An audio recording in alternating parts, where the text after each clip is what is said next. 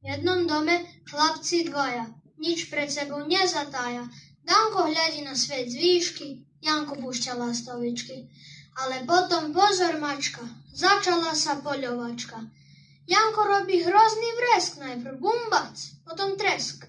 Medvedík je zranený, mlieko tečie po zemi. Dankovi to trhá uši, už to dlhšie nevydrží. Zbehnem dolu, či to horí, ticho dvere potvorí. Tam je ale riadna mela a Janko si z Danka strieľa. Robím, čo chcem, veď som doma, čo to s tebou spoločné má? Na druhý deň Janko vstal. Svoj byt skoro nespoznal. Na hlavu mu voda kvapka, zdá sa pomsta, býva sladká. Hore po dvoch berie schody, čo to stváraš, šiby ryby? Nevidíš, že chytám ryby? Vo svojom som predsa pán, rozkezujem si tu som. Ako ty mne, tak ja tebe, no a teraz zatvor dvere.